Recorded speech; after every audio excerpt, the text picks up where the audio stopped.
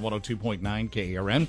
First news, Kevin Miller joined by Senator Tom Cotton. Good morning to you, sir. How are you doing Good today? morning, Kevin. How are you? Doing fine. Big news, the agreement with North Korea. The question, though, did we give away too much in negotiations? No, Kevin, I don't think we gave away much at all. And I will say it's good news. You know, Kevin, I'm not sure I'd say yet that it's big news. It's just a first step in what will be a long process to try to hold the Kim regime to Kim Jong-un's commitments. As President Trump has said at the press conference this morning, he doesn't know if they'll maintain those commitments. I think we should remain skeptical. Obviously, the verification mechanisms will be critical. I know Secretary of State Pompeo has already left Singapore and is continuing on to Seoul and Beijing to meet with his counterparts in those countries to try to start this process moving forward. The proof of the pudding will be in the eating in the months to come. But I think this is a useful first step in trying to eliminate a very dangerous threat to the American people, which is North Korea's nuclear program. Senator Tom Cotton on News Radio 102.9 KRN. The reason I say it's big news, I mean, it is the news of the day. People are talking about something that they didn't know that would happen. I mean, you've had war going on with North Korea for decades, at least officially. That's right. That's right, Kevin. I don't think that we should oversell it, even though it is a historic summit. It's the start of the process. It's not the end of the process. Right. And in the end, what matters for Arkansans, what matters for all Americans that live under this threat is the result. And we won't know if we're going to get that result for a few months, but it was the right step for the president to start down this process. I hope that we can get to the end result of denuclearizing North Korea. And that's part of the point, too. The summit statement really seems to be more aspirational. There aren't really any definitions for a timeline or time frame for when these things are going to happen. Yeah, and that's not uncommon, Kevin. You know, heads of state don't negotiate technical details like that. That's why they have Secretary of State, or when nuclear weapon programs are involved, Secretary of Energy, and other negotiators for them. As the president suggested, there may be future summits between him and Kim Jong-un, just as there were multiple summits between American presidents and Soviet premiers during the Cold War. So again, I think we'll see how this plays out in the coming months, and we'll see if Kim Jong-un is serious about the commitments he made in Singapore. But it is a good first step, and will be a months-long process. Senator Tom Cotton, News Radio 102.9 KRN. And when I asked did we give away too much in negotiations, specifically the military exercises with South Korea, our ally, also giving up nuclear capability in the South. So on the military exercise, so we'll see exactly what the president said he committed to Kim Jong-un. You know, the major military exercise, however, Kevin, that we conduct every year is called Foal Eagle. That's usually a late spring exercise, so it just wrapped up a few weeks ago, which means it won't commence again for almost a year. I would suspect that within a year, we will have a very good idea about whether Kim Jong-un is serious on following through on his commitments. And if he's not, I'm confident that the president will continue on with Foal Eagle next year. Kevin Miller along with Senator Tom Cotton, News Radio 102.9 KRN. Will this in any way change the dynamic in negotiations that we may have with Iran?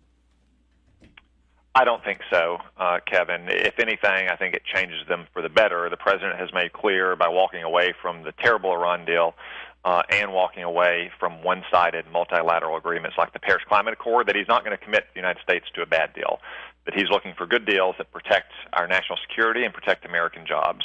I think the regime in Iran is beginning to recognize that. If you look at some of their actions and statements in recent weeks, they recognize that they're not going to be able to take this president to the cleaners.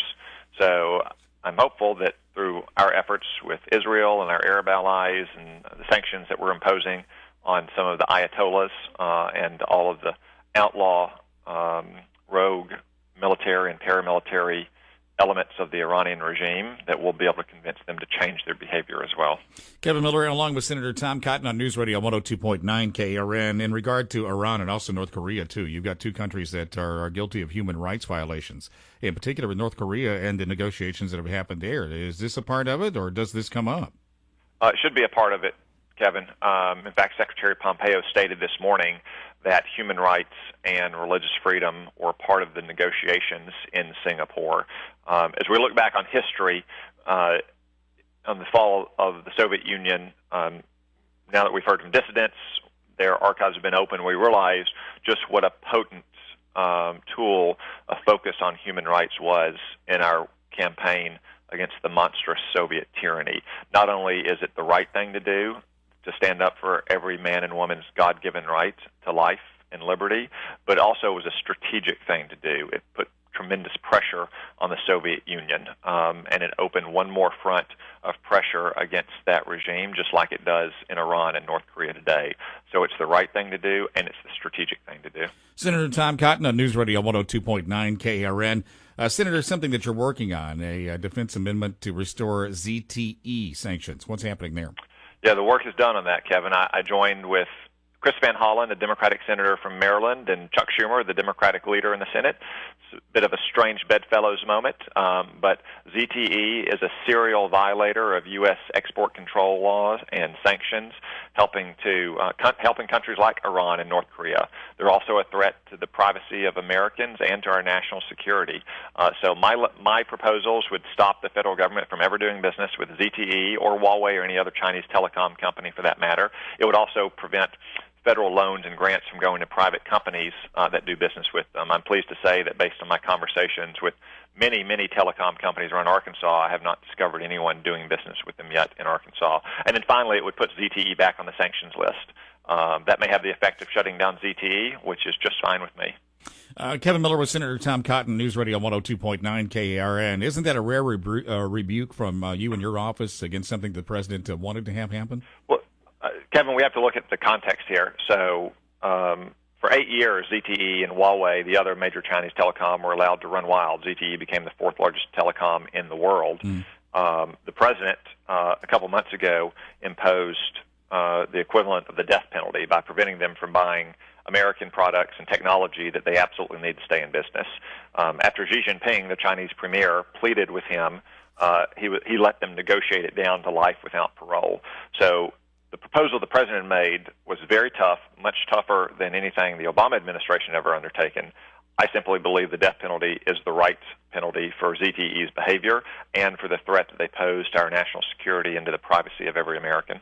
A lot to cover. Senator Tom Cotton, thank you for your time. Right, thank you. Have a good morning. Running a little late.